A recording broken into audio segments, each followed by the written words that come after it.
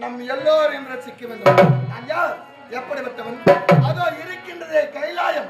அந்த கைலாயத்தை விடமாக கொண்டு ஆட்சி செய்யக்கூடிய கைலாய மூர்த்தியாகிய ஈசனுக்கு நெற்றிக்கண் வழியாக 6 தீப்பொறிகளாக தோன்றி 6 முகமாக 6 குழந்தையாக சரவண பொய்கையிலே கார்த்திகை பெண்கள் இடத்திலே குழந்தையாக தோன்றி சரவணன் என்ற பெயரை பெற்று கார்த்திகேயன் என்ற பெயரை பெற்று கந்தன், கதிர்வேலன், கடம்பன், ஆறுமுகன், முருகன் இப்படியெல்லாம் பல நாமதங்களை கொண்டு அவர் இருக்கின்றார்கள். அசுராதி வர்க்கம் அசுரர்களை அழிக்க வேண்டும் என்ற காரணத்திற்காக என்னுடைய தாய் அன்னை ஆதிவரா சக்தியே அவளுடைய சக்தியை பாதியாக பிரதிபாகமாக பிரித்து இதோ இந்த சக்தி வேலை உற்பனம் செய்து அன்னையினுடைய கரத்தால் சக்தி வேலை பெற்றதால் அரக்கர்களை அழித்ததால் சக்தி வேல் என்ற பெயரை கொண்டும் யார் ஒரு குறைபாடு அல்லாமல் சிறப்பான முறையிலே இந்த மயிலமதியிலே வள்ளி தெய்வானையோடு சிறப்பான முறையிலே மக்களுக்கு காட்சியை கொடுத்து வருகின்றேன்.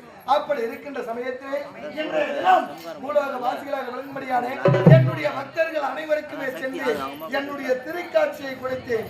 என்னுடைய திருக்காட்சியை கொடுத்து விட்டு என்னுடைய மனைவிகளை சந்திக்க வேண்டும் என்று புறப்படுகின்ற சமயத்திலே யார் யார் எங்கு இருக்கின்றார்கள் என்று ஒன்றுமே புரியவில்லை அல்லவா? தற்போதைய செல்கிறேன். சென்று என்னுடைய மொத்த மனைவியாக விளங்கும்படியான தெய்வயானையை சந்தித்த பிறகு வள்ளியை சந்திக்கின்றேன். தெய்வானையை சென்று சந்திக்கிறேன்.